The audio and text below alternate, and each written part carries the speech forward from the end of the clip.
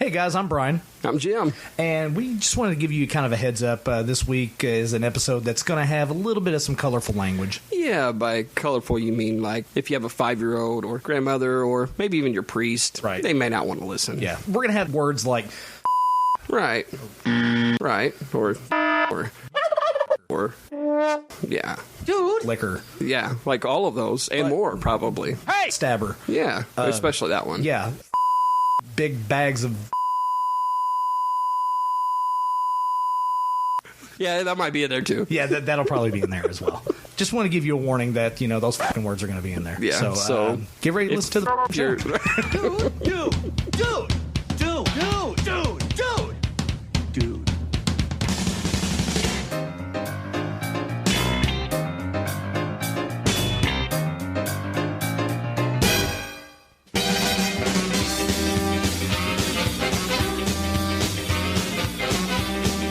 I'm going to have to get the crazy lights going up in the studio. Hi, guys.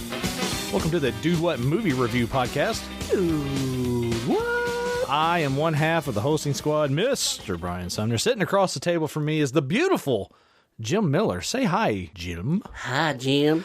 That was god-awful. I don't know what that was. We're coming to you from the 2420 West Studios in a very grayish, cool, overcast, pleasant Evansville, Indiana. It is pleasant. I've been digging it, actually. I enjoyed it. It's a little cool. Got the pool up. Can't swim in that yet because it's like ice cube water out there. Yeah. But other than that, I dig it, man. Yeah, it was nice, man. You know, as I was waiting for you to get here this evening, I was sitting out in the alley area and had my windows down, and then this Cujo-looking cat started walking down. I was like, rolling him up real quick. Because I didn't want it to jump in and eat me. But that is I was enjoying the weather, man. It was nice. Yeah, it is nice. Not sweltering heat yet. That's right around the corner, and I'll be miserable and hate it. And you guys everyone will know about it. Yeah, you're going to have some very colorful weather reports on the Dude What Movie Review Podcast coming real soon. It sucks, huh? We're going to have some fun here in the studio tonight. We got some fun stuff lined up here, especially on the first half of the show. But as for right now, Jim, how the hell are you, man? Other than the weather being great, how you been doing? I think I'm doing well. Like, overall, I think I'm doing good, man. Yeah. My kids keep growing up. Right. As they tend to do. And actually, today, Kylie sends me a picture of Nora, you know, because it's her last day of school today. Oh, boy, yeah. So, and she's like, I'm not okay with this. I'm like, well, neither am I, but... And what grade did she just finish? She just finished first grade. Nice. And apparently, and I found out on the way over here, actually, that I guess she won like a crap ton of awards today. They had like an award ceremony. Right. Like she was like a chosen best author or something in her class. She's the chosen one. Like she won like all these awards, like won an art award for the school. Nice. Like all this crazy stuff. She's an overachiever in that aspect. Like nothing wrong with that. Nothing at all. Like it's better than being an underachiever. She definitely has like the drive and the... I wonder where she gets that from. The passion, yeah. And a ball in hand. She's like, I want to sleep in. And she's sarcastic as all get out. So, yeah, I'm interested to see how she forms into her own little person this next year or two. It's going to be interesting for sure. It is. Yeah, but how are you doing, man? Well, you mentioned last day of school for Miss Nora over there in first grade. Last day of high school for my daughter, Addie. Did you bring crazy. The Kleenexes with you? I didn't. Here's the funny thing, all right? So... It's been a big week, been a big emotional week in the Sumner household because not only did my daughter graduate on Wednesday night, but Tuesday night was the show finale for This Is Us, which I'm a huge fan. And so I had texted my daughter. She was getting ready to get into graduation line and all that stuff, but she still had her phone. We were texting back and forth. Yeah.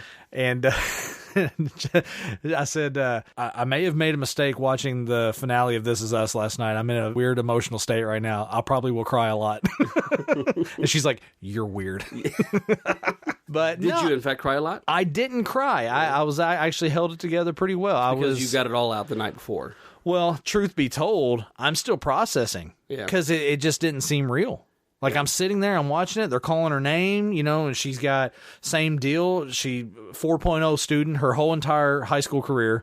Yeah. Academic, you know, honors and all this stuff, and going to USI in the fall, and I'm super proud. Crazy proud. But it's like I'm still processing. It's like as long as it took to get to this point, it felt like it went so damn quick. Yeah. And I'm like, what is happening? Because she and I would text back and forth the week leading up to graduation. She's like, I graduate in a week. I'm like, I know, it's freaking insane. Yeah. You know, and in like 3 days, I'm like, 3 days? She's like, I know, I'm freaking out. But now, and then like the couple days prior, and I'm like, how you holding up? And she's like, oh, I'm fine. It's like, I'm ready for this to be done. But no, it's been a good week. That's good. Been a really good week. That's good, man. All right, let's get on with the show, man.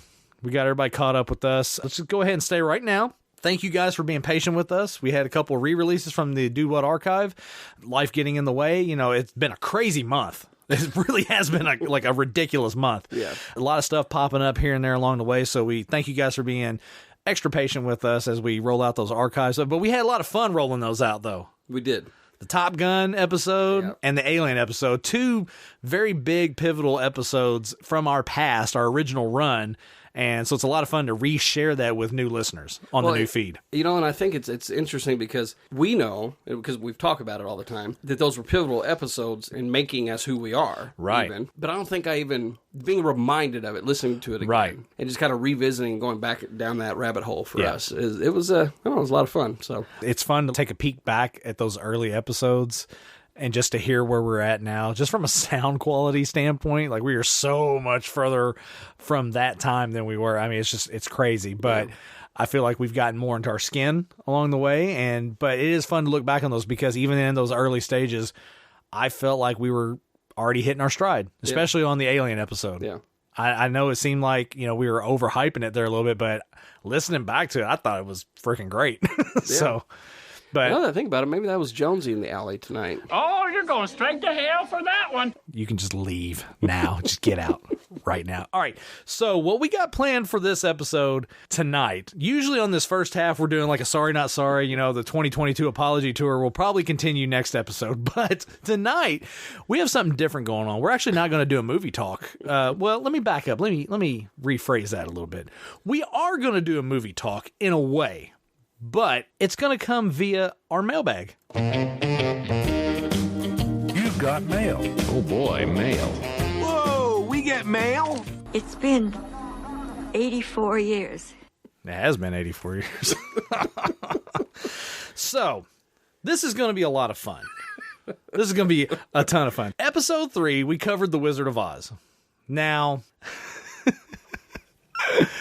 I thought we had a good conversation about it. I felt like I heaped praise on it when it needed it, but I was also very cognizant of the fact that this was not my cup of tea. And I was very open with that, and I ranked the film based off my own personal view and like stepping out of the movie reviewer light and focusing mainly on how it made me feel and giving my ranking based on that.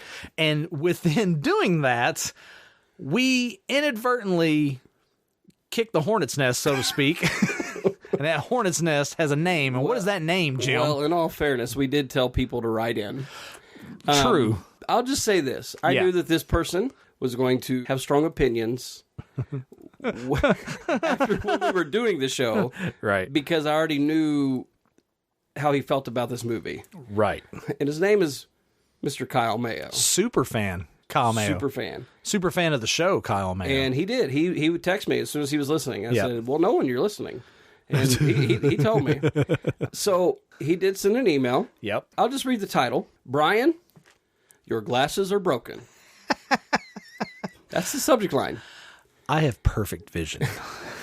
He says, Brian and Jim, I listened to the Classics episode over the weekend. All in all, thought it was a good episode. However, Jim, you waited too long to pick this category. Better late than never, I guess. Now, Brian. I'm glad you got all the pleasantries out of the way with you. Out of all the movies you gave Jim in this category, Wizard of Oz is the last one I thought would be reviewed. Don't believe me? I've got a video message to Jim that proves it.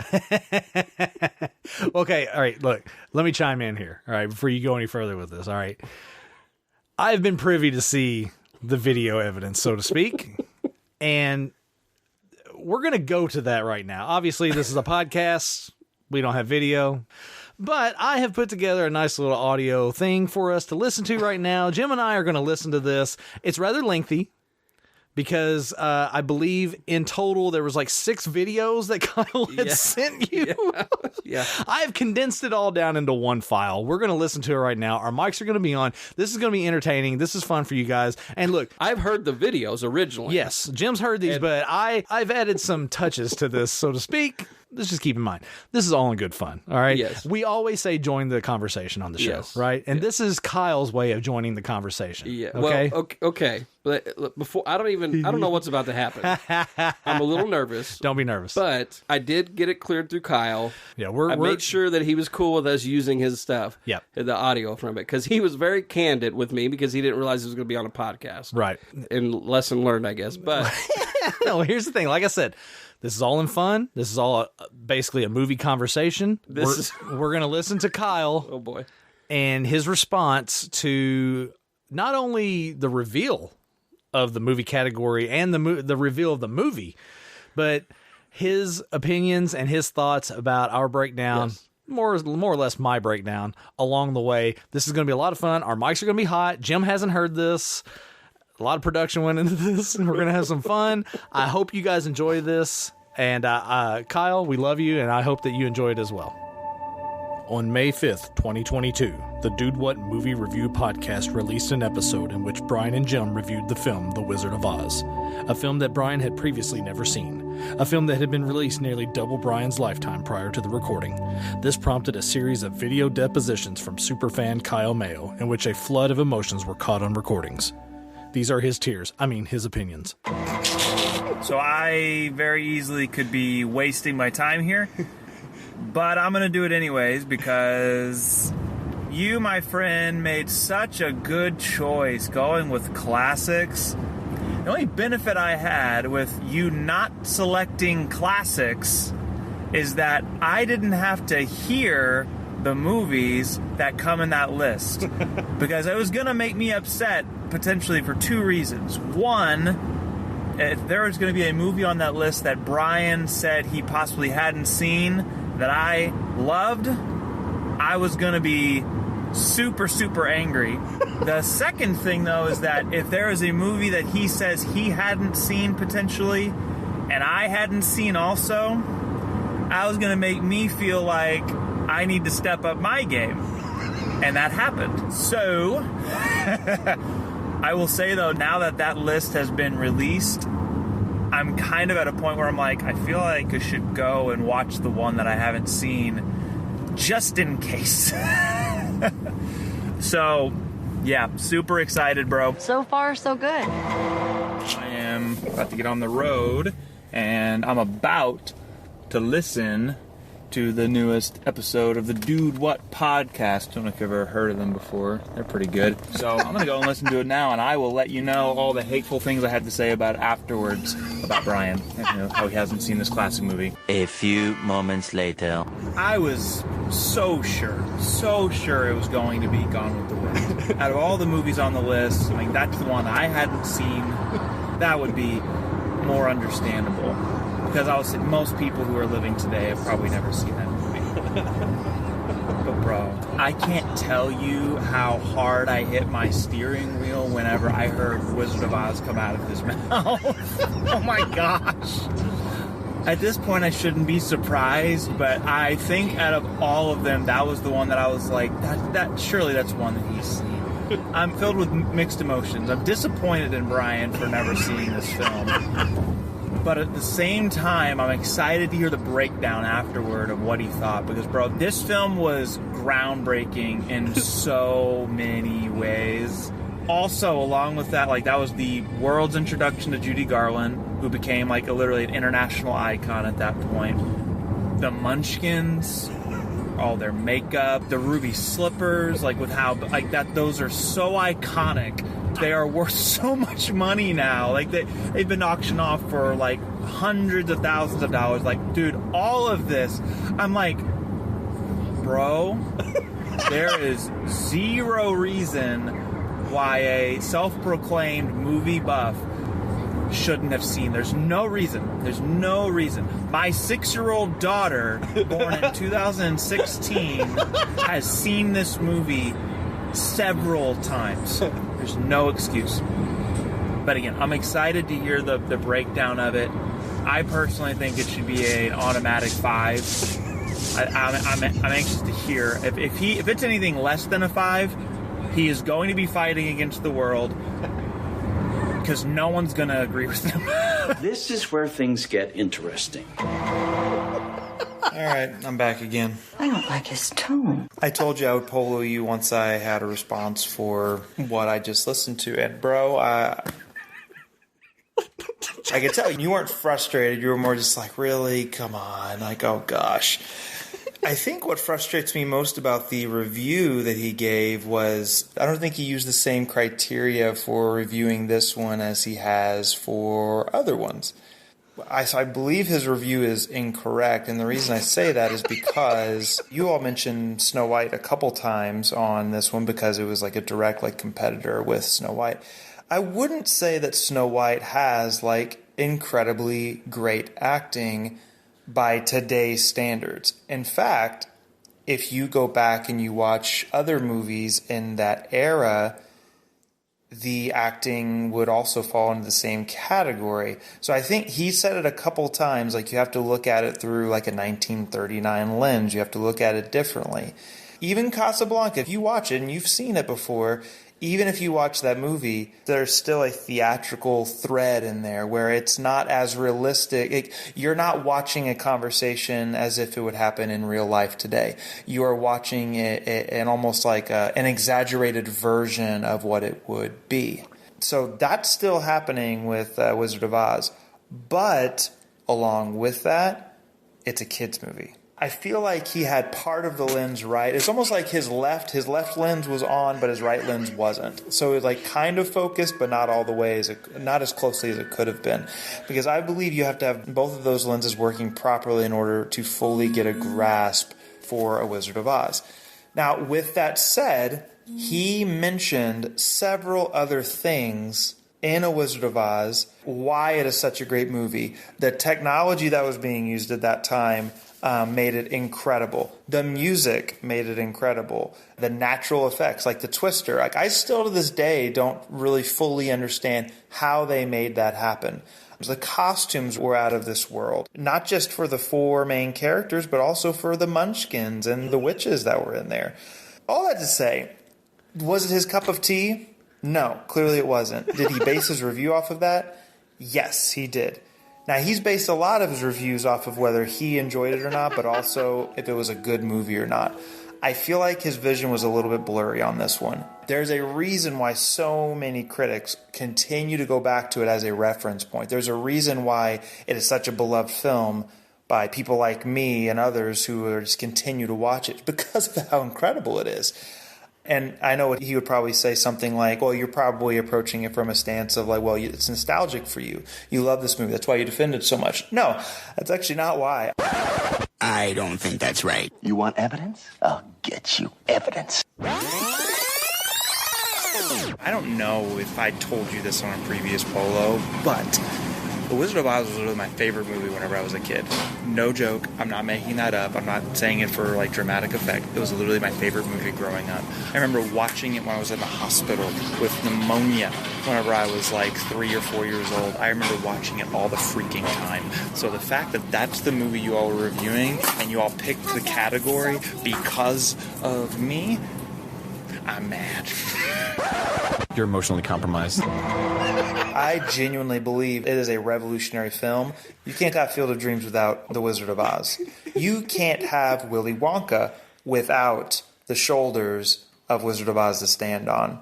You don't have to like it. You don't have to want to watch it all the time. But you do need to pay it the respect that it's due because it revolutionized the way that Hollywood makes movies. So that's my 2 cents. I'll probably write some sort of email, and I enjoyed listening to it. Disagree wholeheartedly, or at least half-heartedly. And, yeah, that's all. That's all? Well, that happened.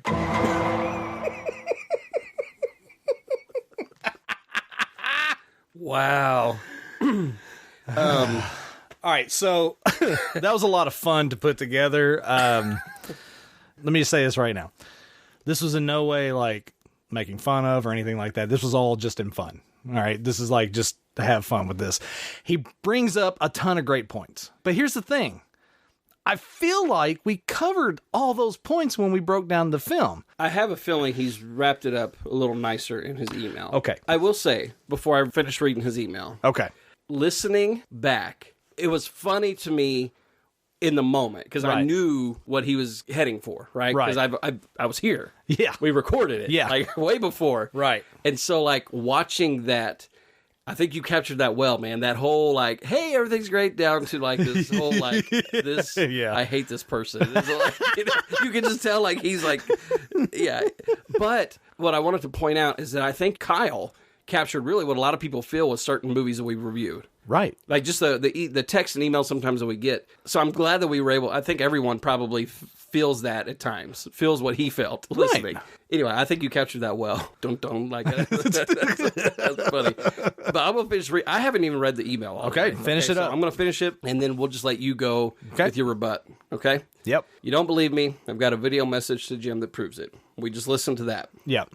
I'll preface my comments by saying The Wizard of Oz is a very important movie to me. Has been for as long as I can remember. However, my feedback has nothing to do with my personal love for the movie itself. This is what I'll say. Brian, I think your glasses were broken on this one. You did a good job in approaching the movie with that classics mindset, and you have to. Films from decades past have a different writing and acting style and lesser capabilities than Hollywood has today in the modern age. You didn't forget that. However, the other lens that was essential in order to give Wizard of Oz a fair rating, in my opinion, was ignored.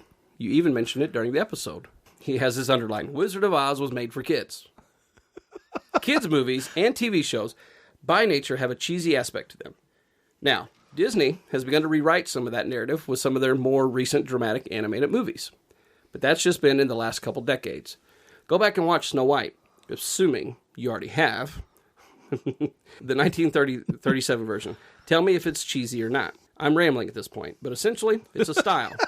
And I don't believe you can dock a classic movie like Wizard of Oz for being cheesy when that was the style for the time period. Not saying you have to personally like the film, but you can't say it's a worse quality movie than others because of it.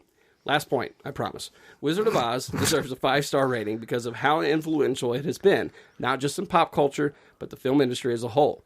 There were a few movies you mentioned during the episode you were reminded of while watching Wizard of Oz. You even mentioned a few of the natural effects used that were incredible for 1939. This is in all caps. This whole paragraph is in all caps. God. Bottom line, you can't have the movies you enjoyed today without Wizard of Oz. Modern films is literally standing on the shoulders of Wizard of Oz. Give it the respect and appreciation it is due. Not happy with your rating, but don't worry. I'll still tune in next week. Kyle. Okay, we know how Kyle feels about your ranking. Right. Go. This is why I love what we do on our show. Because the one thing that is a constant on what we do here, when we go back and we reassess classic films that I've never seen, I don't have a built-in nostalgia.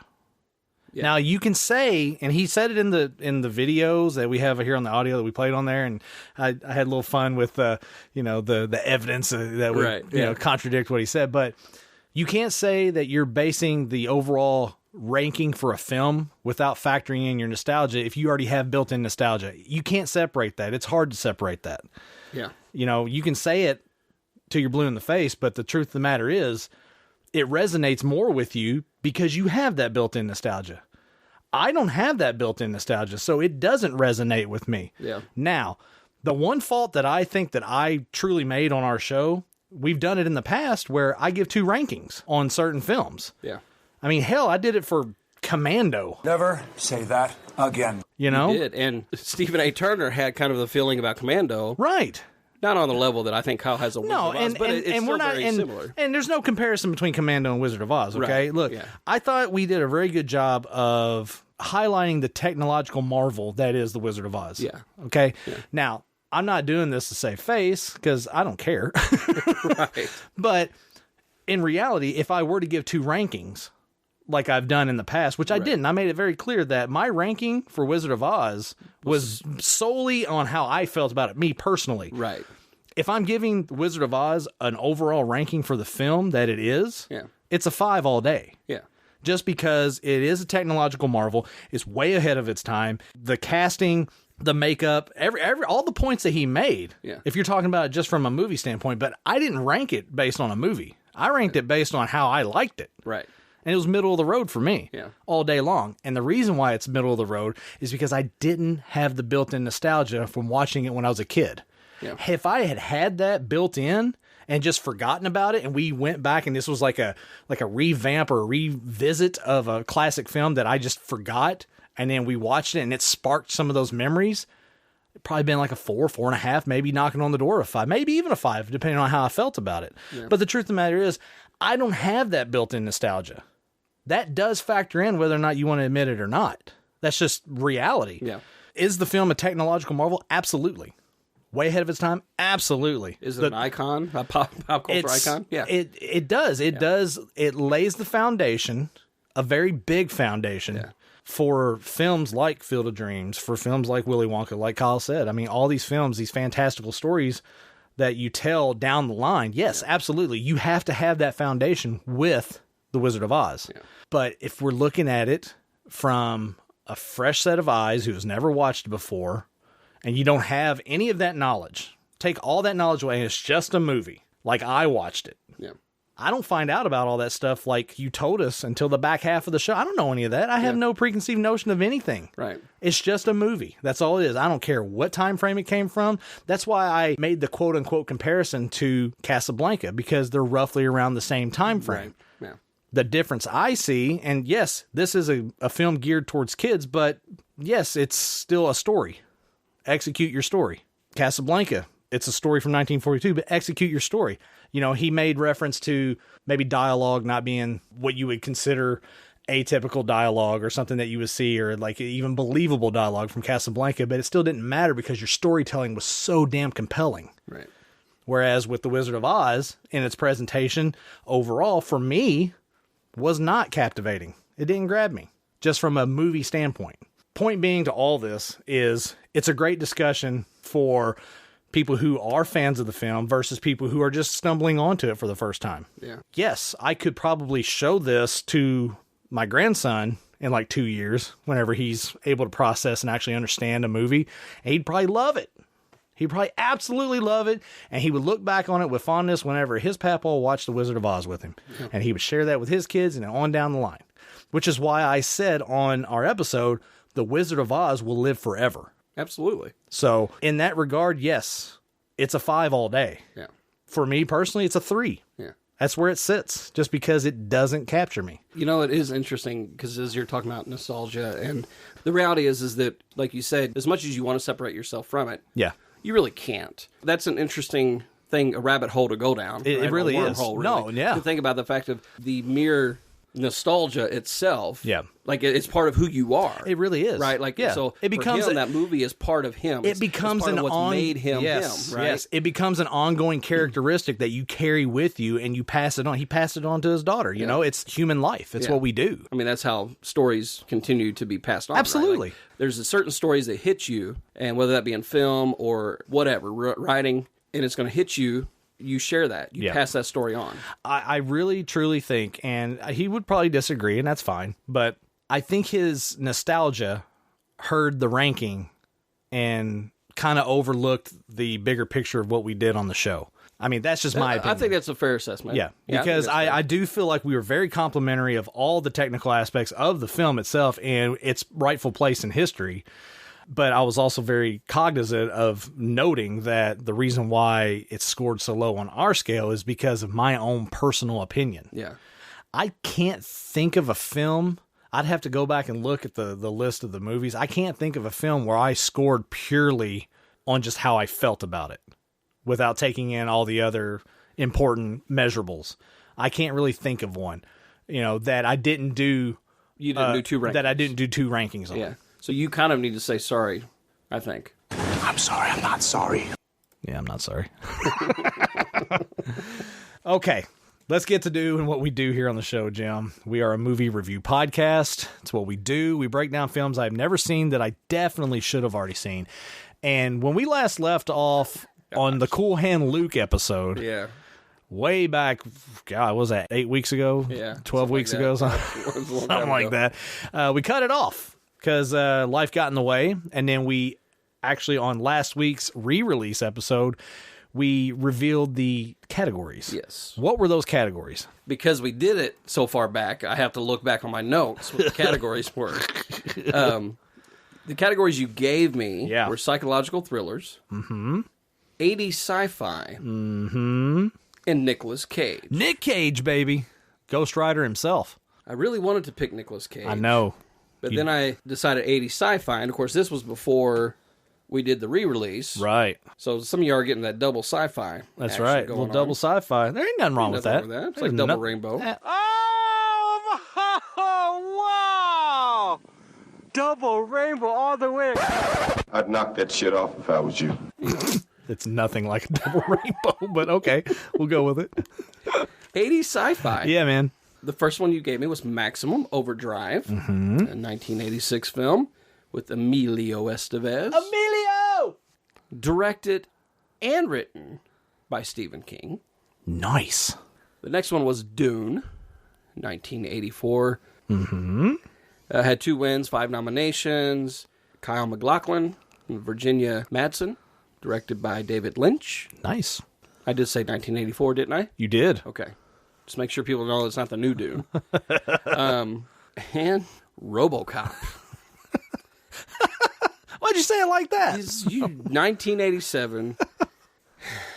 Starring Peter Weller, Nancy Allen.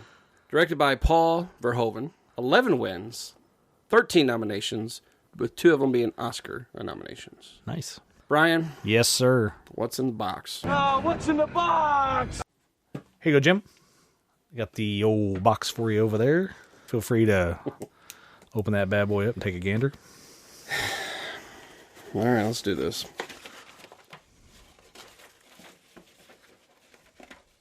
Motherfucker. I knew it. I knew it. Motherfucker. All right, whatever.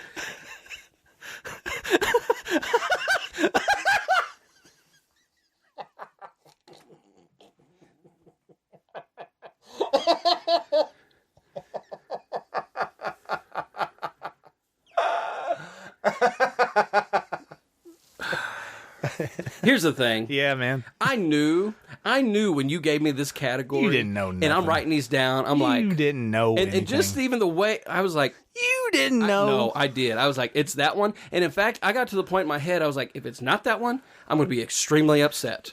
You're extremely upset now. Did you even say what the movie is? It's RoboCop.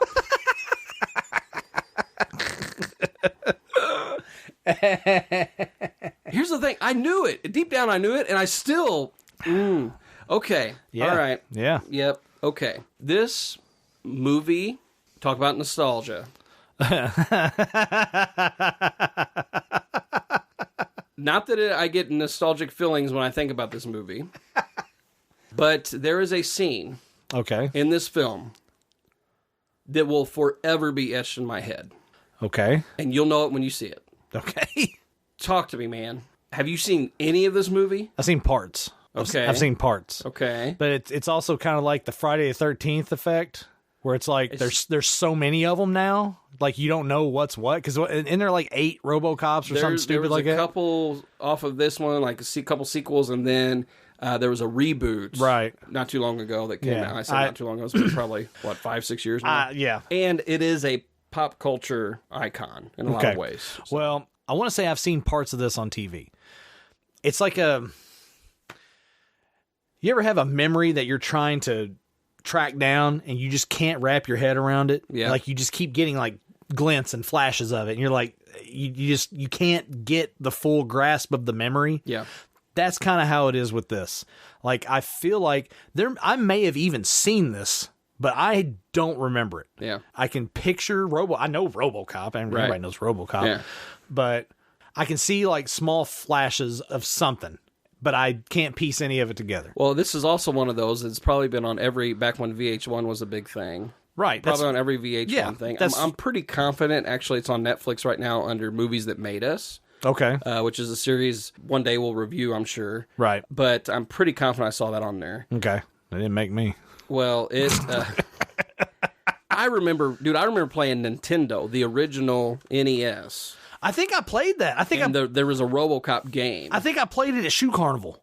You probably it was an arcade game. I think I played it at Shoe Carnival. Yeah. Anyway, I'm excited to hear your thoughts on this film.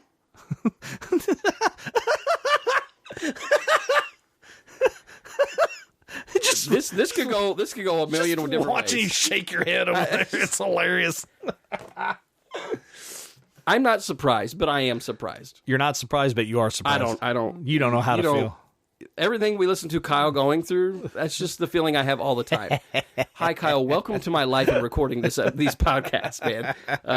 Yeah. Hilarious. All right. Well, let's do it. Let's go watch the film, man. That's what we're going to do right now. So if for whatever reason you guys haven't seen the movie RoboCop, which the way Jim's looking at me, you guys have probably seen it. I'm literally the only loser out there. I would like to say that, but I don't know. This is one of those that people have seen it. They've seen it. Those that haven't, you should have seen it, though.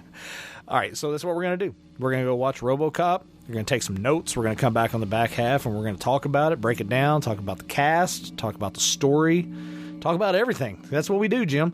Spoilers are coming ahead on the back half of the show if you haven't seen it, so beware of that for sure. So that's why you guys should pause it right now. Hit pause before the montage hits. Go watch RoboCop, take your notes, come back on the back half, and sit down chit-chat with us. We'll compare notes, see how we both feel about it, and we'll go from there, man. So that's what we're going to do. We will see you guys here in a little bit.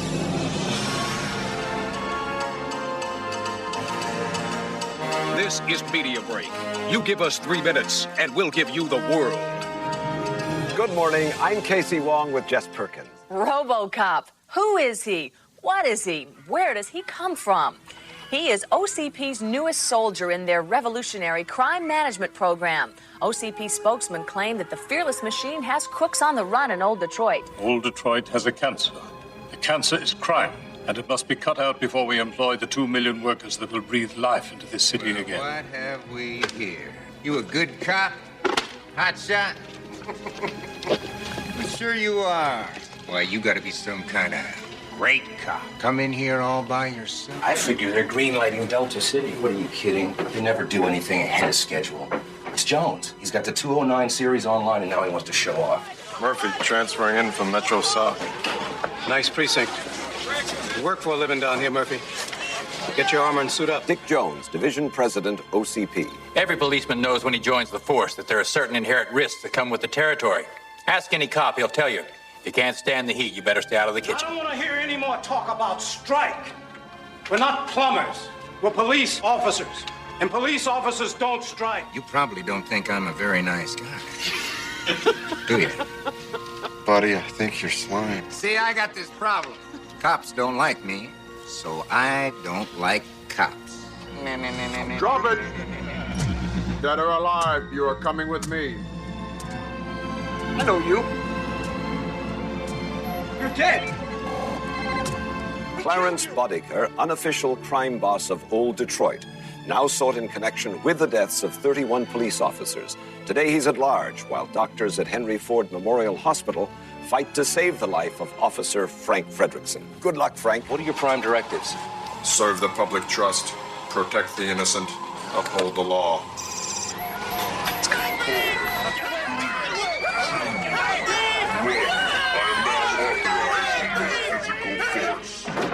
I can't comment on Delta City. That's not my division. But I will tell you this. At Security Concepts, we're projecting the end of crime in Old Detroit within 40 days. There's a new guy in town.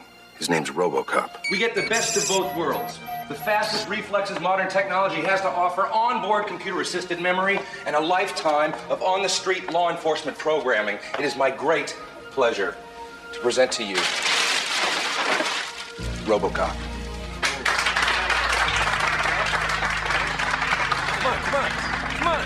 Come on. That's for you. And we're back. Yes, we are, Jim. From a place called Detroit. Yeah. No desire to go there at all. I know this was a idea and exaggeration of Detroit, maybe a little in the future, but don't care, don't want to go. Yeah. You can knock RoboCop off the list. You know, technically we did before we started recording here in the studio. the 100 must-see cult movies poster that we have hanging prominently here in the studio. RoboCop is one of those films. I went ahead and took the opportunity to scratch that off there, revealing the RoboCop head. So I do have that marked off of the poster here in the studio. Pretty cool.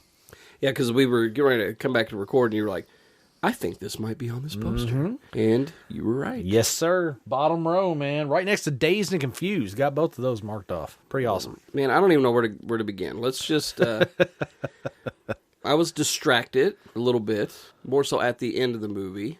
Okay, because I had told you the front end that there's a certain scene that will forever be etched into my brain. Okay. Did you guess which one it was? Was it the scene where Murphy is killed? Yes. Was it because of the exploding hand? Well, I was kind of obsessed with that scene. Right. As you noticed, even after we got done watching the film. And the reason why is because it did not feel like it was the full cut. Okay. The full version. But then I also started thinking about it. Maybe it was because it came out in 1987. I might have been 10 years old when I saw RoboCop. Right. Yeah. It may have hit a little harder back then. Yeah. Nostalgia, Jim.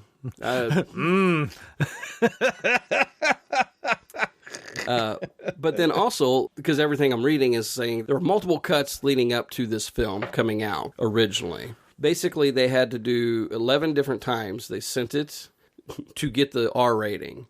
Before that, it was an X rating, and it wasn't even for any pornographic stuff. It was because of violence. This is before NC-17. Wow. Yeah. I was doing a little reading on the director, and I don't even know fully how to pronounce his name, but... I think it's Paul Verhoeven. He's a Dutch director. Yes, sir. And apparently he's kind of known for violence and like gratuitous things and stuff in his films, which is probably why they got him. Well, I mean... Considering the theme of the film. And, that's... Which we can get into here in a minute.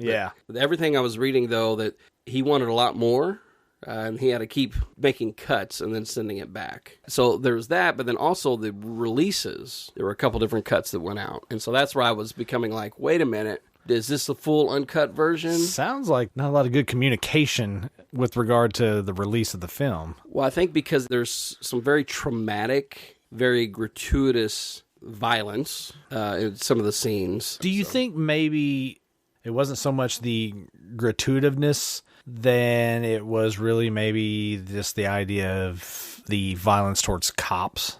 Are you saying for me personally, or are you just saying in general? I'm just saying in general with regard to why there was so much start and stop with regard to getting cuts and then actually releasing the film. It's very possible. It is very possible. And now that you say that, even the scene where the Miranda rights are being read before he brings them in. Yeah. A lot of the producers and stuff were worried that police officers would not react well to that. Okay. However, the test screening, I guess they were cheering for that. That's funny. Yeah. That's pretty funny, actually. So, which, I mean, come on. All right, look. Yes, he was a cop. He's a robot now. Yeah. He's RoboCop. Right. Let's not take ourselves too seriously here. Right. Well, and then the villain is a cop killer. Right. And it's not like just one police officer. No, multiple. Like 40 almost, or 37 or something like I that. think it Yeah. said. Yeah. RoboCop or not a RoboCop. Yeah, I think anybody. I think any of them would take some liberties during the arresting process. Yes. And I think people would be okay with that. I think people would cheer it. Hence the cheering. Yeah. But talking about that, taking themselves too seriously. Right. This movie, well, let me just ask you this. Yeah. What is this movie about?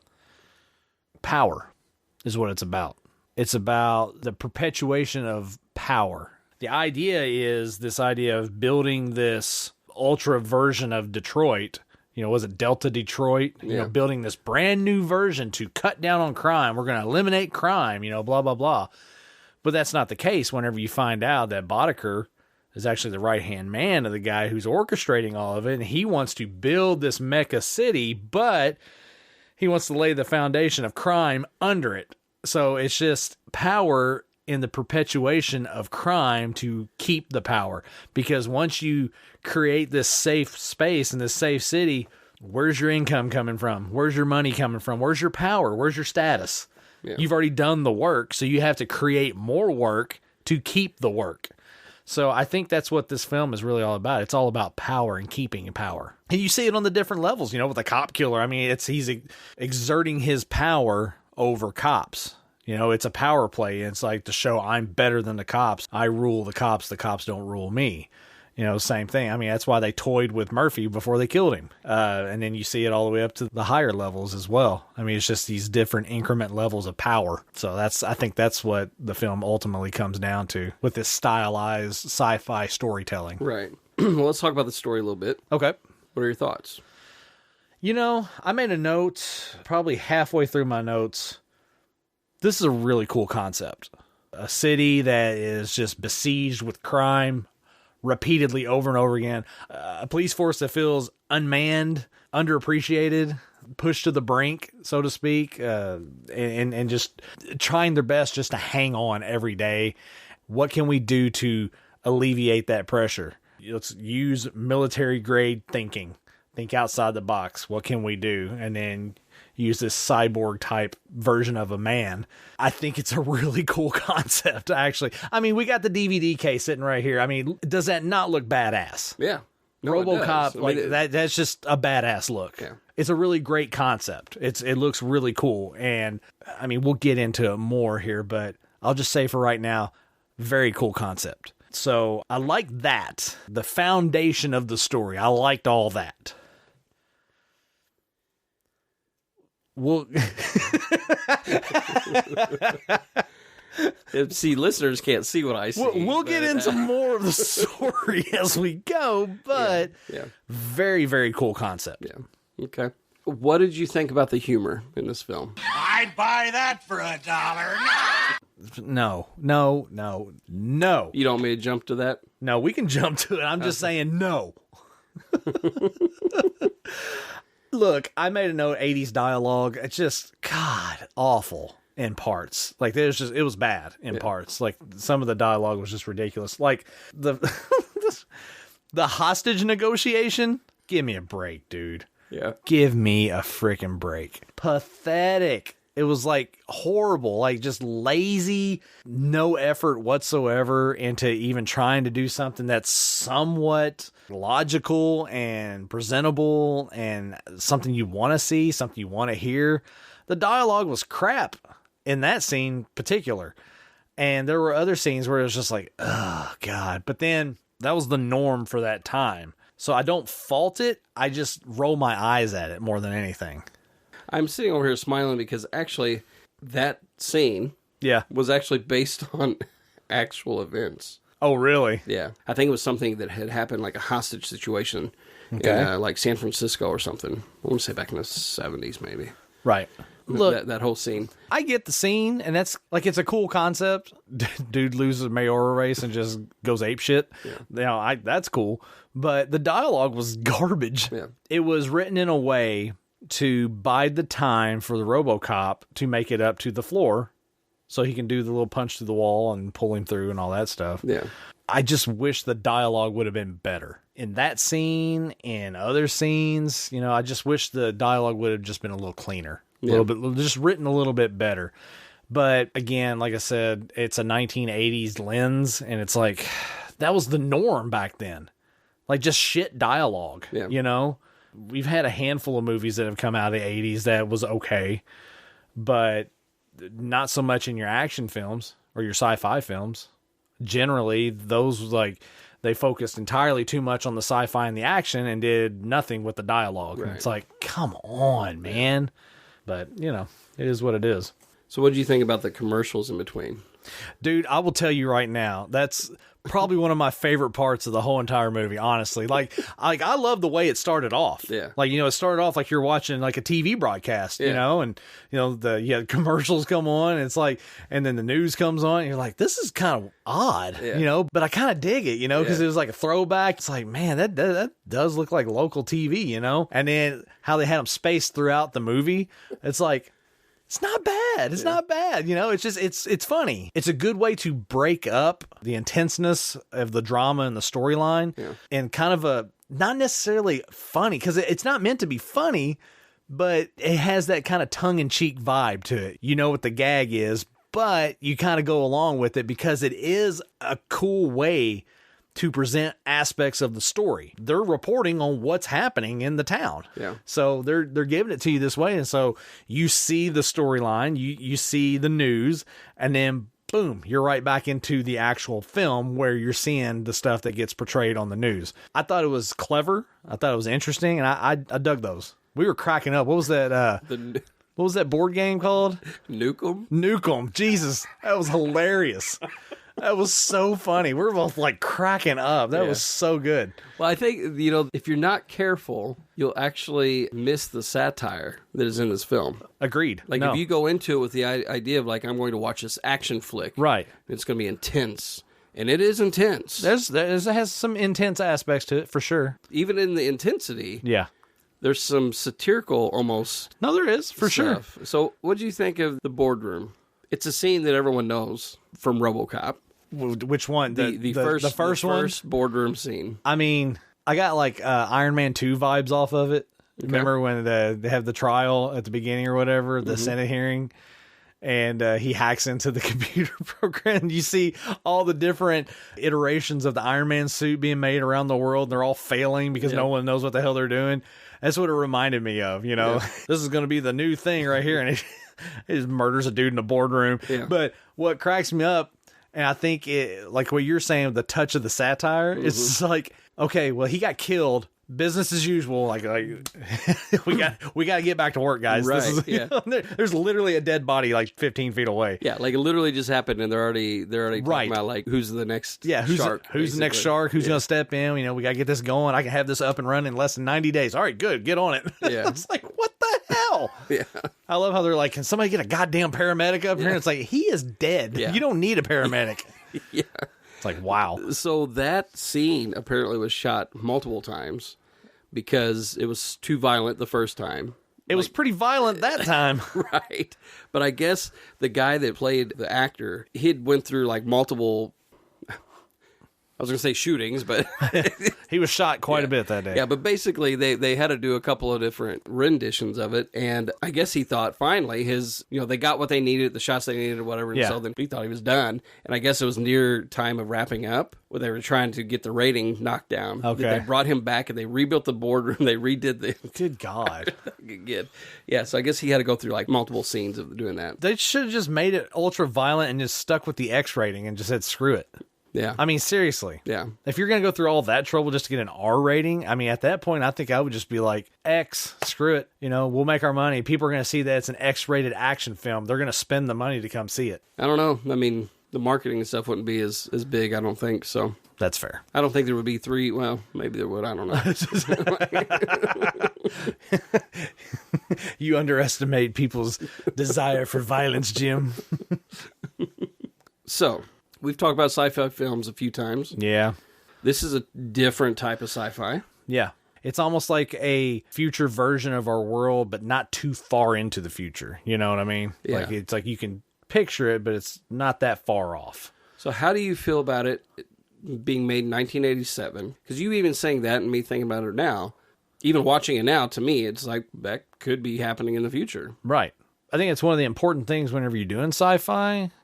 Because you have ultra sci-fi movies that are just space. I mean, we just did a re-release of Alien. I mean, that's about as freaking sci-fi as you can get, Yeah. I do like sci-fi movies that touch on the sci-fi, but they don't beat you over the head with, hey, this is sci-fi. I feel like keeping it grounded in a kind of a real-world vibe, but adding all the sci-fi elements to it, it makes you relate to it more, I think. It doesn't take you out of it.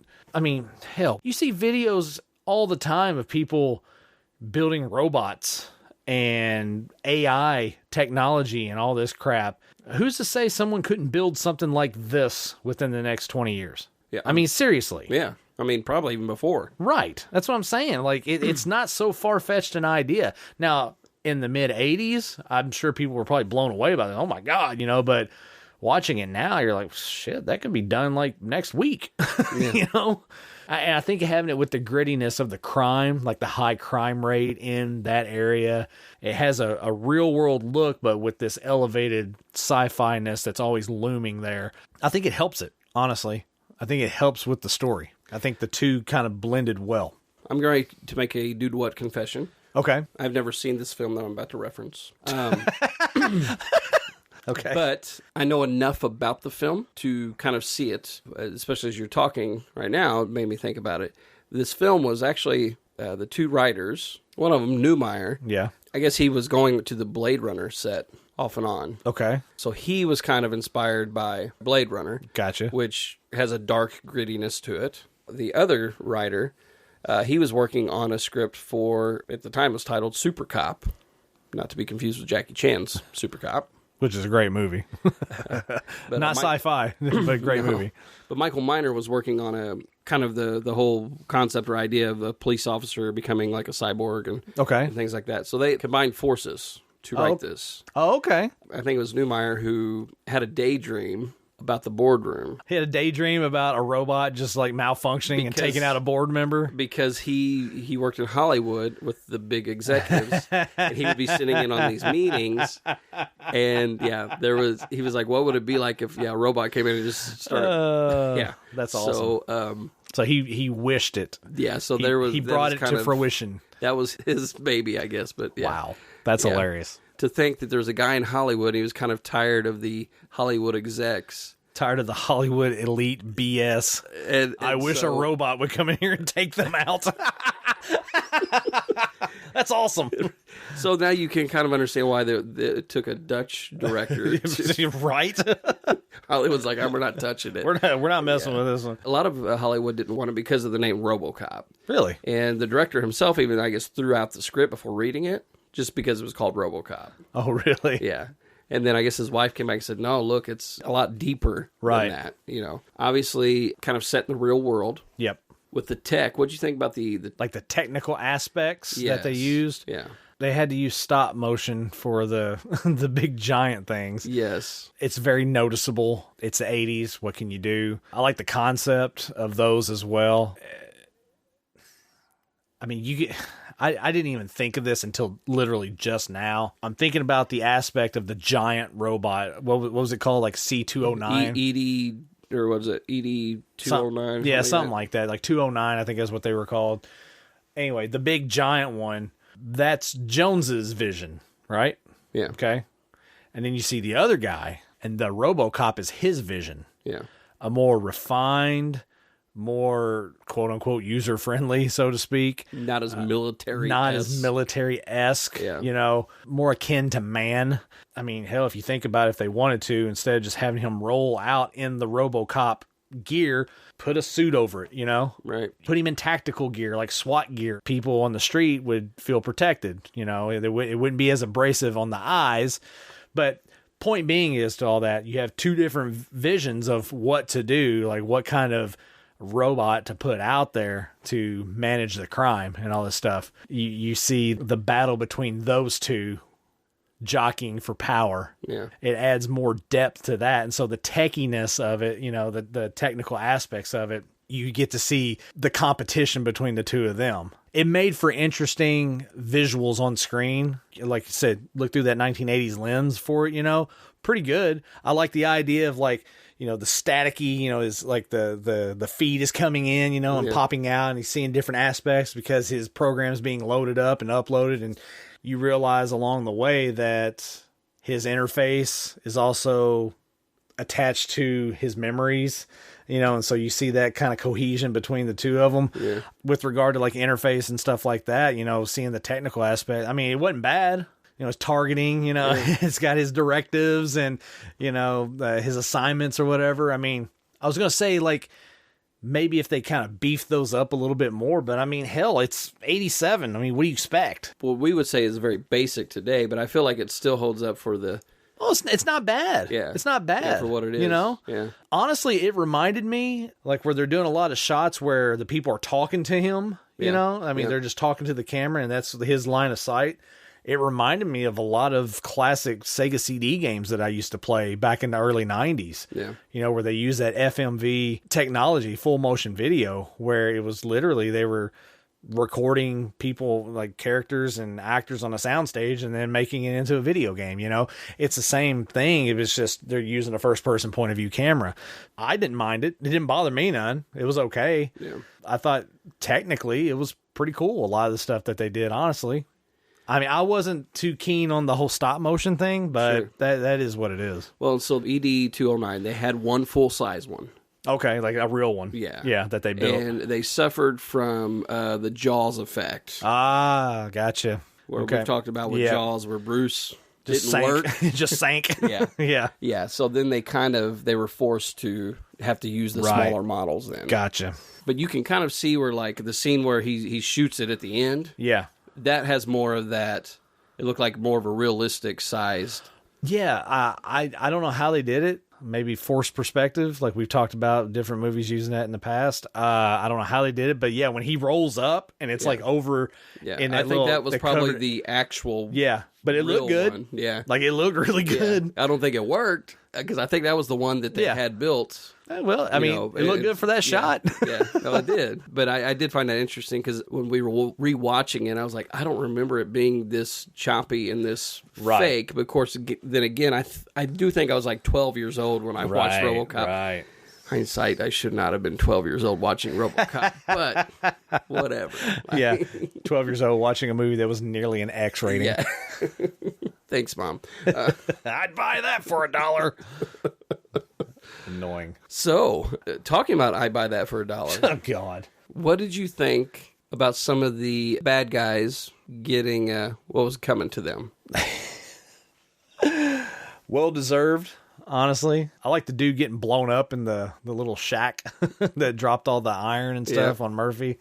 That was pretty good. Nice explosion there. Man, the dude that was on ER, I think it was Dr. Romano on ER. What the hell was that all about? I know he drove into toxic waste, but I mean, he did not look good. And like, that was like quick. Like, he transformed quick. Yeah. I mean, I don't know. Suspend the disbelief on that, I guess, but I was just like, ugh. And then like when he got hit, he just exploded. Yeah.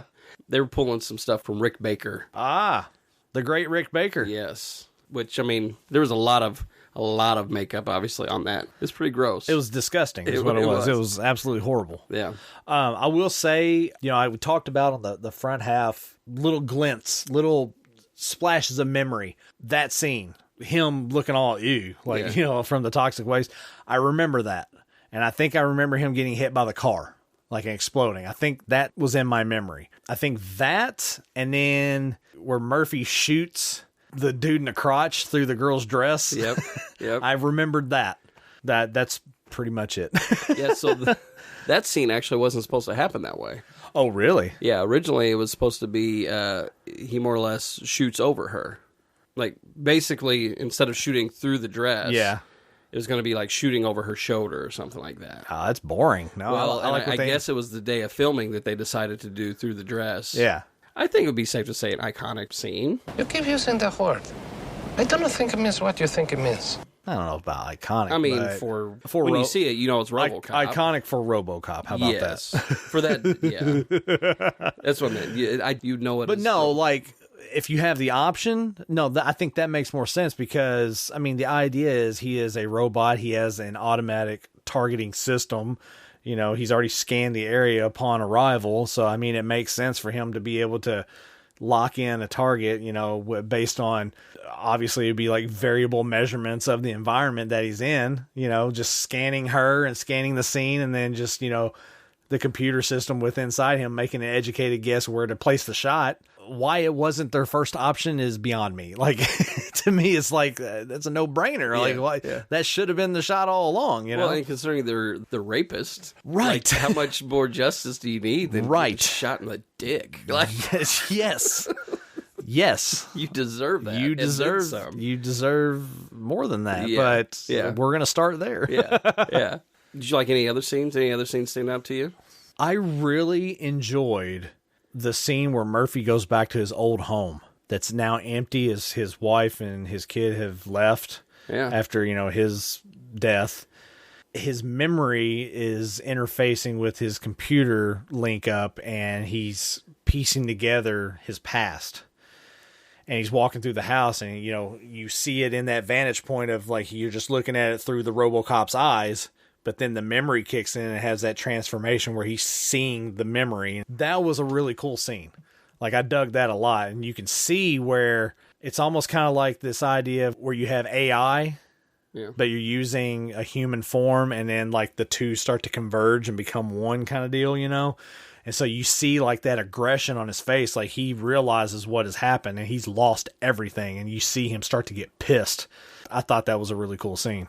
I really dug that a lot. Yeah, so Peter Weller. Let's talk about him for a second. Peter Weller, man. It seems like a quick segue jump from what you just said to this, but I mean, think about it. This guy, I guess he's pretty much known for method acting. He's in a suit this entire time. Right. Obviously, there was a lot of flashback, and there's a lot of camera work and stuff going on there. I mean, he had to display all that while wearing a big-ass robot suit. Yeah, with just basically his mouth. Yeah. A few things about him. The reason why they eventually landed on him was because of his jaw. Oh, really? Yeah, they felt like he could convey some emotion through that. Also because he was thinner than the original choice. I wonder who the original choice was. You want to take a guess? Steve McQueen, but he was too busy filming Bullet. That is correct. No, I'm just kidding. It's either that or Matthew Broderick. No. It was Arnold. Arnold Schwarzenegger. Yeah. They wanted him to play RoboCop? They were considering it, but he had just played Terminator. Ah. Yeah. He would have been way too damn big. And that's what they said. They said he would have looked like the, the Michelin Man. He would have looked like the 209. Yeah. So they needed somebody a little skinnier, a little thinner. If you think about it, honestly, I think Iron Man took a lot of inspiration from this, but Iron Man was well established before this, but maybe to the degree whenever they filmed the first Iron Man, because think about it. There's that battle between Tony Stark and Obadiah to build the perfect suit, right? Yeah. You see Tony's, and then you see the other one. Yeah. And one's massive and bulky, and then Tony's is more refined and, like I said, user-friendly. Yeah. You know what I mean? And so seeing that comparison is pretty funny, honestly, because it's the same thing in this one. You see 209 and you see the RoboCop interface. Yeah. I think there was some inspiration there, honestly, just from a presentation standpoint for Iron Man, the film. And it's kind of ironic because I think there was inspiration from Iron Man, the comic, for RoboCop. It's very cyclical, I think. It's kind of interesting. I think it's interesting. To say that there's not a comparison there, you would be way off. That is definitely a very fair comparison. Yeah. Back to Peter Weller, though. A few other things about him, just little fun facts for you. Yep. So a lot of the scenes in the car. Well, as RoboCop? When he was RoboCop? Yeah. He was wearing boxers. So anytime there's a scene of him like getting out of the vehicle, they shot it with him outside of the vehicle, basically. Gotcha. The suit was so big. Right. There's no way he could have sat in the car like that. Yeah, he's driving like a sedan, and it's like, dude, give him a Cadillac. Come on. He needs the leg room. But I guess also it was like so hot that he was like losing 3 pounds a day. I don't doubt it. From like just water weight. And I think I was reading something where it took like 11 hours for him to get into the suit for the first time. That's ridiculous. Yeah. And then the catching the keys. Okay. That scene where he's walking out. Yeah. Took an entire day to film. Probably because he had no line of sight. That's what it was, is that he had no line of sight. And I guess the gloves, they weren't very sticky. Like it was very difficult to do. But yeah, it took an entire day to film that one. I mean, it's like a 2-second scene. He looks great. Let's make it more practical. Right, yeah. And I guess there was another part where he had a Walkman, where he was able to listen to music and stuff, like in some of the scenes. I think it was the battle scene where he's shooting up everybody in the... Okay, and the Coke warehouse. Coke warehouse, yeah. So for the shootout with the drug dealers, Weller decided to set the mood by putting on headphones attached to a Walkman and playing Peter Gabriel's Red Rain.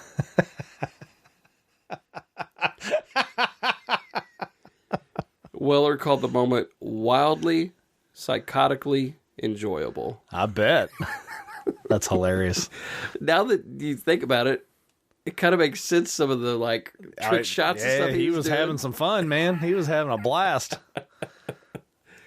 There's a lot of different little fun facts and stuff. Another one, he could barely move really in the suit. He apparently took some like mime classes. I can see that. just so that he could make sure he got the movements and stuff down, and quite a few little interesting things. And so one last thing we need to talk about, and then we can get to your rating, and that is the villain. Mr. Boddicker himself? Yes. What just a grade A-hole, huh? What'd you think of him? It's Kurtwood Smith, man.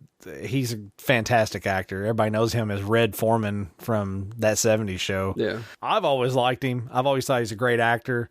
And he has that ability to just turn on the assholeness. Like, he just amp it up. And then the guy who played Jones as well. I mean, I made a note of him. I said, old dude is just a top-notch a-hole. Both of those guys are really good at just playing just really dirtbag characters. Kurtwood, I mean, he's believable. I will say this, though. I made a note earlier about 80s dialogue. I felt like some of the 80s dialogue that was used in this around him kind of didn't help him. Didn't necessarily bring him down, but it didn't help him. Yeah. It didn't help accentuate him. Whereas, like, he's diabolical, and then you got this stupid shit being said around him, you know? And then you come back to him, and it kind of takes away the impact of what he's doing. You know what I mean? Yeah. But as far as he goes, he's good. So his look apparently was inspired by a real-life Nazi. Good God. Ugh. Yeah. Don't care for that. Heinrich Himmler. That's why they chose the wire-thin glasses and just everything. Kind of gave him that look a little bit, so... I like the scene where he goes to the dude's house to basically deliver the message, and, you know, he kneecaps him with the silencer, and doesn't have a lot of dialogue in that scene. It really does. He didn't need a lot of dialogue. He was just kind of menacing, just how he was just casually walking around doing his thing, setting the grenade down on the table, and then just walking away, chewing his gum, casually. Making sure he shut the door? Yep. Just evil. Just an evil character, you know? I feel like I would have loved to have seen the X-rated version of this, because I feel like that evil diabolicalness would have come out even more. And it would just really, really made him like just a really top-notch scumbag evil villain. Yeah. I mean, he was already there, but he was, yeah. I think he would have gone through the roof. Yeah. No, I agree. He did a really good job with that. And the guy that played Dick Jones. Yeah. As you were saying, like, actually before this, I think he was more known for kind of being a good straight-laced type individual. I believe he was known for his role in Beverly Hills Cop. Kind of a lovable character from that. I think you're right. But then we also seen him, was it Total Recall? Yeah. Where he basically played the same character as in RoboCop. And I'm pretty sure it was the same director, too. Was it? Oh, Paul Verhoeven? Well, they were like, let's just get together and do this shit on Mars. Basically. Basically. What worked in Detroit will work on Mars.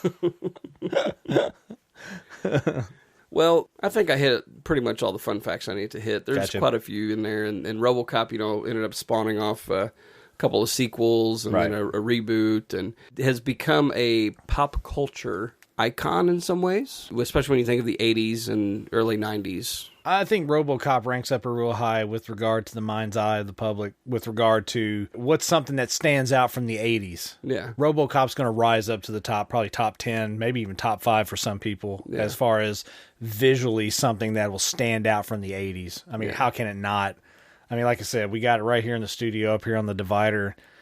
I mean, it's just a badass look. I have notes that we haven't gone over yet. I'm sure we'll hit them in a minute. Regardless of what I'm about to say in my notes, that's a badass look right there on that DVD. That just looks damn cool. Yeah. Can't take that away for sure. Well, and even looking at the DVD and you see him holding the gun up like that, that was another thing that the FBI basically had to get involved, because this gun was, when it was originally made for this film, right, they basically had to clear it first. Like, they had to make, because there's no gun like that. Well, there should not be a gun like that. Yeah, they had to modify a Beretta, I think is what it was. That should be made for this movie and this movie alone, only, and no one else should get their hands on this ever. Yes, but the FBI was very much apparently involved with. Well, good. With that. As they should be. Jesus Christ. Yeah. But so you said you had some notes over there. What do you got over there, man? I got a mishmash of some different things. The very first note that I actually wrote down was 80s cheese, but it's okay. The beginning of the film, some of the stuff that you were seeing was like a little cheesy, and I think it was in reference to like the news stuff that we were talking about, with the commercials and the newscasts and everything. And then to a degree, some of the acting and some of the lines and stuff, but in that time frame, this is an 80s action movie, so they're not really going to give a shit about any of the acting and any of the dialogue for the most part, especially on the secondary characters. So you kind of give it a pass. I don't feel great about giving it a pass, but it is what it is. Yeah. With regard to that, I also made a note towards the end. Lewis sucks. The chick that played her, not good. Like, she was horrible through the whole, like, her acting was god awful in this. Yeah. Didn't do anything for the character, in my opinion. Didn't help. It didn't really take away, but it's just kind of, you're there. Wish they would have had somebody a little bit stronger in that spot. That would have been nice to see. I made a note, whiny baby. That's what the 209 looked like when it fell down the stairs. It's like, like, it even had the noise sound effects. Kicking his legs. And, I was like, it acted like a baby that fell down and can't get back up. So I was like, that's kind of lame. Yeah. I could have done without that shot. Although I did like the idea of it not being able to navigate stairs. Not being able to navigate stairs, because it's like it's supposed to be this high-tech piece of machinery, and it can't even go downstairs or upstairs. Yeah. It cracks me up because, again, we talked about that duality between the different minds with regard to what you're going to put out there to quote-unquote protect the public, and this one can't even go downstairs. So I thought that was pretty good. I have 2 notes left, and they kind of go hand in hand. I'd like the small reveal of the RoboCop when they first unveil him. They take the plastic off of him and they're all cheering. It's like, come on, it's for you, And you see from his vantage point, he's walking and there's a monitor where you can see him walk past it. And it's just it's a quick thing. Yeah. You do that. And I was like, well, that's pretty cool. I like that because it kind of reminded me of Jaws, where you're just getting little glimpses, right? My only problem with it is they didn't milk it for all it's worth. Yeah. You saw more of him than you should have. Yeah. Like the shot where all the officers are taking off down the hall, and like when that camera pans over and like you just kind of see part of him walk, that was a cool shot because you saw him but you didn't see him because it was so quick. You're like, what the hell, Yeah. I wish they had done more of that. Like, it should have been a much better reveal of him, you know what I mean? Like, it should have been built up, but you saw the majority of them throughout all that shot, Yeah. I just wish they would have done a better job of building that. That was my other note, not enough build. They didn't do enough build with that, and then overall, really, the story didn't really have a lot of build either. It was like your plot points were thrown at you, boom, boom, boom, here we go, boom, boom, boom, action, action, gunplay, boom, boom, boom, into movie. It's like 80s action. 80s action. Hey, you know what? They followed the script well. Yeah, right. That's pretty much all my notes. The only other note I had, the last note I had, ending. Really? Come on, man. What do you mean, come on, What do you mean, come on? Nice shooting, son. What's your name? Oh, that part. Yeah, that was pretty Murphy. lame. Cut the credits. Come on. Yeah. Come on, man. Give me something else, What would have been a better shot, or what would have been a better way? Do the scene you just did. Murphy, he leaves, and then cut to a shot where it's obviously like well after those events. Show him in like a new suit. Yeah. With his helmet's back on, and he's driving the freeway at night. Do like a fade shot out or something like that, and boom, it's like RoboCop's back on duty. That would have been a hell of a lot better shot than them just going, nice shooting, son. What's your name? Murphy. Cut. Come on, man. Yeah. So. No, I agree.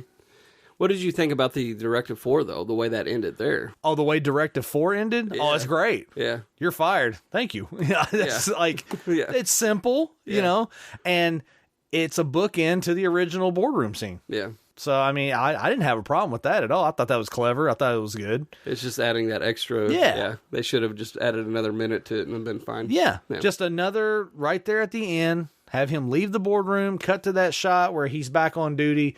Let that be the end of the shot. Yep. I would have been perfectly fine with that, but just cutting it off the way they did, again, goes back to how you can just abruptly end a movie, even on something as simple as just the ending, and how it can just ruin it. It's just like, it leaves a bad taste in your mouth. You're like, come on, you can do better than that. But anyway, it is what it is. Well, all right, man. Let's hear your ranking. You want answers! I want the truth! You can't handle the truth! I'm a little gun shy on giving rankings now. Thank you to Kyle Mayo. I'll never be able to review a movie ever again. I've really kind of gone back and forth on this one. Just because of the fact that conceptually outstanding, visually outstanding. The music was good in this too. I thought that they did a good job with the music. Creating this realm of like just a beat down, run down Detroit versus the vision of the future. You know, the future that is already there with the robots and the technology that they're using. I mean, I thought that was good.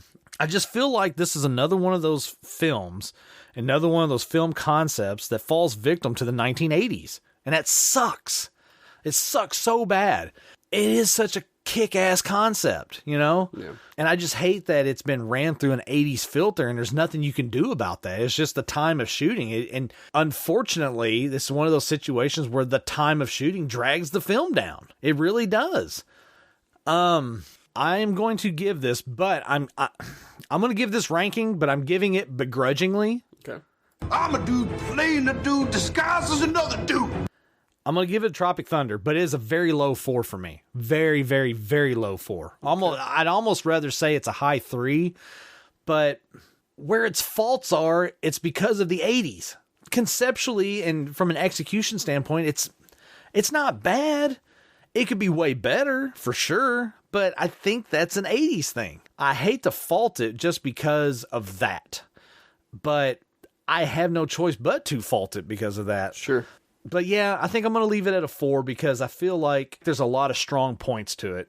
And it is a killer concept. It's great and it looks good. I think it's one that people should watch just because from the concept standpoint and just looking at it from the time frame that it came out, the ideas and the storylines that come out of it, you know, for the time frame that it came out, it's pretty good. But the 80s, man, the 80s style of filmmaking really brings it down. Yeah. You know, typically I wouldn't give a movie recommendation with a 4. But I'm going to give one this time anyway, just because it's a better movie. But it deals with the whole idea of a person has died, but then a governmental agency or someone in power takes the body as property and then uses it to create a fighting force, so to speak. Universal Soldier, man. Okay. Jean-Claude Van Damme. Yeah. Ivan Drago himself, Dolph Lundgren. He dies. You know, it's not the greatest movie of all time, but I thought it was pretty ahead of its time. You know, the idea of, you know, kind of piggybacking off stuff that they use from RoboCop and stuff like that, but then adding it to a military style where you're just basically recycling soldiers, so to speak, and using them for a future armed forces kind of deal. But then using them for like nefarious means behind the scene kind of deal, you know. But I like the idea of the soldiers reclaiming their memories and tapping back into, because they're supposed to be just these killing machines that go in and do these jobs, you know, but then their memory starts to come back into play. And you see the duality between those two, because Jean-Claude Van Damme is more of your like kind of hero type of guy, and Dolph Lundgren, who was supposed to be a war hero, but you find out he is a bad dude, you know. And so just seeing that play out on screen, you know, Jean-Claude Van Damme at the top of his game, I mean, can't go wrong there, am I right? Right. So I think Universal Soldier is taps into a lot of aspects from RoboCop, and that's a good one to watch. I think you should watch that. I still think you should watch RoboCop, but I think you should watch RoboCop and then watch Universal Soldier, do them back to back, because you'll be like, oh, RoboCop's pretty good, and you'll be like, God damn, Universal Soldier's pretty good too. It was a top-secret government project designed to create the perfect soldier, programmed to obey. But there was something they didn't count on. Inside the machine is a man. Do you really think the Pentagon would allow the regeneration of dead soldiers? And all it takes is one memory to awaken him. Universal Brian. Soldier. Yes, sir. You ready to take on the world? Brian takes on the world. What you just said is one of the most insanely idiotic things I have ever heard. May God have mercy on your soul. You're all gonna die! IMDb, easy for me to say. What a douche. 2 thumbs up. I think it goes without question, Jim, that I'm always ready to take on the world. This should be interesting, I think. This will be interesting. I like it. I do believe. 1001 movies you must see before you die. Yes, sir. It is in this. Is it really? It really is. Hold up. Damn it.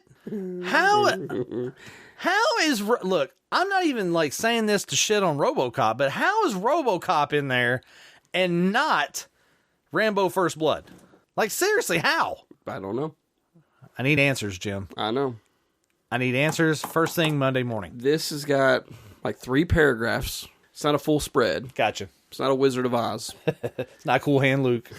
Not a Boys in the Hood. It starts out talking about how Hollywood may be a cynical place, but it rarely welcomes cynicism in films, more so about themselves, right?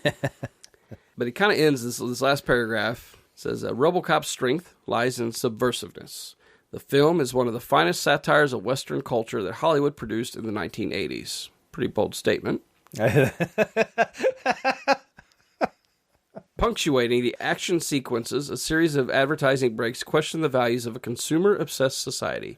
Each of them from sunscreen that will likely cause cancer and a car security system that electrocutes thieves to a nuclear war game for the family are merely an exaggeration of real commercials. Likewise, the blurred line between corporate malfeasance and criminal activity is all too believable, while the notion that law enforcement could become privatized has become a reality. Yeah. See, and that's the thing, like you said, I mean, there are a lot more deeper aspects to the film, but because it's through the 1980s filter, like, you don't get the full scope of it. Yeah. You know, that's the problem with it. Like I said, from a dialogue standpoint, just structuring scenes, action, the actors that you have portraying the characters, I mean, it really does. Like, I almost wonder what the reboot did, how it came across. I almost kind of want to see that just to compare it. It wasn't that great. Did you see it? I did. Okay. Yeah, I didn't think it was that great. It was definitely more sanitized. Really? Mm-hmm. Like, it didn't have the darkness and the grittiness. See, like, I feel like they set the tone, but they didn't follow through. You know, like, I wish they would have went X with it. And not because it's like, I want to see gratuitous shit. No, it's I feel like the story content and, like, the subject matter is dark, and it should be dark. And you do get that vibe watching You get that vibe, but it could have been so much definitely more. The 80s. Yes. Yeah. But keeping in mind those commercials that they're talking about, I like that in there, though. Yeah. Because I thought it added a nice balance. Yeah. I actually did dig that. I wouldn't change anything about that, but, like, with regard to the full-on story itself, yeah, go dark, man. Shit. Yeah. Do it. IMDb. Yes. Here we go. Gave it a 7.6 out of 10. That's fair. That's a fair score. Metascore was 70. I think it should be around the 75, 76 range on the meta. But the audience score, you know, IMDb, I think it's fine. But I think the meta should come up just a little bit. Like I said, it just falls victim from the 80s thing, man. Yeah. That's all. That's its only knock, in my opinion. So Rotten Tomatoes. Yeah. Gave it a 91% on the tomato meter. Wow. And audience gave it 84%. I could see the 84 for sure. 91%. It's a little high for me, but I understand it. If you take away the fact that the 80s filter brings it down, there's really not a lot to bag on the movie, honestly. Yeah. I can see the 91. Again, a little high for me, but I'm cool with that. So Ebert. Here we go. My best friend. Gave it 3 stars. Okay. I fully expected him to take a big shit on this. I really did. So, all right. I'm only reading this because reading it, I was like... Did he pull an Ebert? Did Ebert pull an Ebert? I want to hear it. There's a moment early in RoboCop when a robot runs amok. It has been programmed to warn a criminal to drop his gun and then to shoot him if he does not comply. The robot, an ugly and ungainly machine, is wheeled into a board meeting of the company that hopes to make millions by retailing it. A junior executive has chosen to pull a gun on the machine. The warning is issued. The exec drops his gun. The robot repeats the warning, counts to 5, and shoots the guy dead. This is a very funny scene. Whether it was even funnier before the MPAA Code and Ratings Administration requested trims in it is, I suppose, a moot point. It is funny in the same way that the assembly line in Chaplin's Modern Times is funny. because there's something hilarious about logic applied to a situation where it is not relevant. Because the scene surprises us in a movie that seemed to be developing into a serious thriller, it puts us off guard. We're no longer quite sure where RoboCop is going, and that's one of the movie's best qualities. Then he goes into talking about Peter Weller, and he says, Weller does an impressive job of creating sympathy for his character. He's more human, indeed, when he is a RoboCop than earlier in the movie when he's an ordinary human being. His plight is appealing, and Nancy Allen is effective as the determined partner who wants to find out what really happened to him. Most thriller and special effects movies come right off the assembly line. You can call out every development in advance and usually be right. RoboCop is a thriller with a difference. I don't know about that. I don't know about that. There was a certain level of predictability, especially towards the back half of the film. Yeah. I think he meant well with regard to like the unpredictability, but I think a lot of that does play into the satirical aspects of the film. Right. But that groundwork was laid early in the film and like early and midway, and you had little sprinkles of it with like the TV commercials and stuff like that. But I mean, you already established all that early on. Yeah, so it's not a surprise anymore. Once you get hit with that stuff later on, it's par for the course at that point. Yeah. You know, so to say that you don't know where, no, you know where it's going to go. It does. It has a certain level of predictability to it, but I'm not saying that to be negative. It's just, it is what it is. Right. Again, you know, he just likes to write. Maybe he was just reviewing to be reviewing. Maybe he was. I think he was. Okay. I have taken on the world and won yet again. Yet again. We are coming to the end of our show here, Jim. We have some good conversations going on here, but we got to get ready for the next episode, dude. And the only way that we can do that, Jim, is if we get you some new categories. Are you ready for some new categories for next week's episode? Yeah, I think so. I hope so. I don't know. All right, here we go. I'm going to give Jim 3 new categories. He's going to narrow it down to 1. And then in that new category that he picks, 3 movie selections, Jim. 3. One of which we will definitely cover next week. It could be 2 films in that category I haven't seen. It could be 3 films in that category I haven't seen. It could be 4. No, there's only 3. But we're only going to cover 1 film. We're only going to unveil 1 film because we only have time for 1 film. All right, Jim, you ready for your categories? Bring them on. Here we go. First up. Musicians in film. These are films that have famous musicians who have decided to make the jump to the big screen. Okay. Next category. Wacky comedies. These are comedies that are wacky, Jim. Pretty self-explanatory. You don't say. Okay. Pretty self-explanatory. And your last category is Dang Stallone. These are films with Sylvester Stallone in them. So, yeah, okay. Yeah. I threw Dang Stallone out there because that is there's a story behind that. Maybe I'll tell it one day, but it's a funny little inside joke for me. Dang Stallone. So, your selections again, sir. Musicians in film, wacky comedies, or Dang Stallone. Which one do you want to choose? Man, oh man. Okay. I pretty much had it narrowed down, and then you throw Stallone in at the back. I know. Gosh. You know what? What? Musicians in film. Musicians in film. I must admit, I am surprised by that selection, sir. Yeah, I think I want to do musicians in film. All right, we're going to go with it. Your selections from the musicians in film category, sir. First up, The Bodyguard, which obviously has Whitney Houston in that. Yeah. Second, 8 Mile. Gosh. Which has Marshall Mathers, Eminem. Gosh. And, and the last one, Purple Rain, which has Prince, or the artist formerly known as Prince. So, The Bodyguard, 8 Mile, Purple Rain. One of which we will cover on the next episode of the Dude What Movie Review Podcast. I want to thank you guys for tuning into the show this week. Really appreciate that. Had a lot of fun here. We've had crazy schedules, Jim. We've had crazy super fans emailing into the show, occupying the first half of the show. How dare you, Kyle Mayo? How dare you? No, it was a lot of fun. We had a lot of fun. It was great having that discussion, and hopefully we showed him the error of his ways.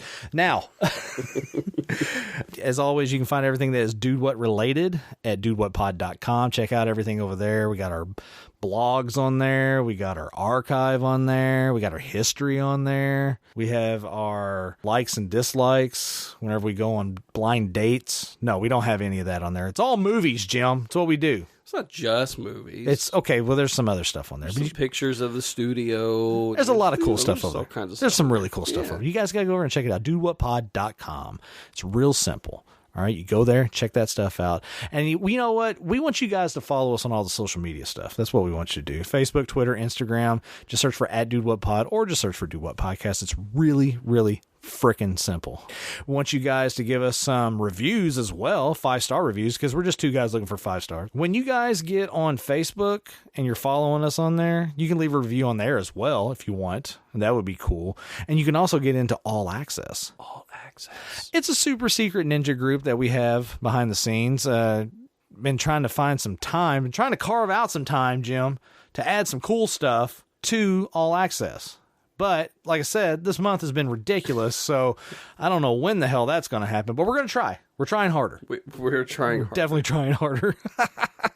And as always, on every one of these episodes, if you scroll down to the bottom, we have show notes on there. We do. You can find links to all kinds of crazy stuff on there. And then while you're on there, you can also find a way to email us, which is heyyouguys@dudewhatpod.com. It's right there in the show notes. Jim, I can't believe how freaking amazing and incredibly easy you've made it to find us and get in touch with us. You know, I try, Brian. You've done a fantastic job. And actually, you know, while we're talking about the show notes, yep, at the very bottom, you will see there's a link to the artist that plays our intro. Yeah, Cherry Poppin' Daddies, baby. Every episode that we play that intro, there's a link down at the bottom. If you follow it, it goes to their website. Mm-hmm. Or you can go to their Spotify to listen to the song if you want it. But their website, go and buy some stuff. Support them. Show them some love. Show them lots of love. I have their swinging hits of the Cherry Poppin' Daddies.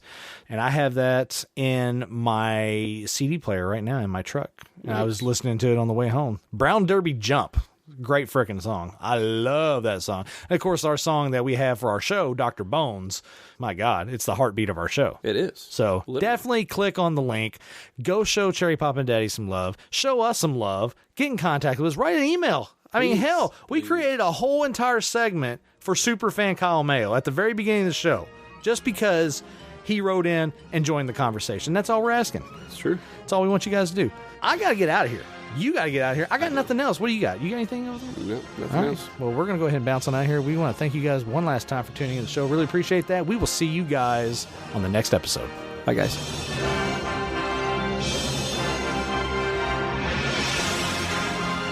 No, we're definitely going to have Kyle in the studio down the road, and we'll definitely use the list that he sent you as a means to create categories, or maybe just make it just one giant category. Make it a Kyle Mayo category. The Kyle Mayo category. Yeah. There's some good ones on that. I'll say that. Except we'll have to make sure he sits on this side of the barrier. Oh, if no. He was beating the crap out of his steering wheel. No, he's going to sit outside. He'll be out. We'll run the mic out there. He'll bludgeon you. Yeah.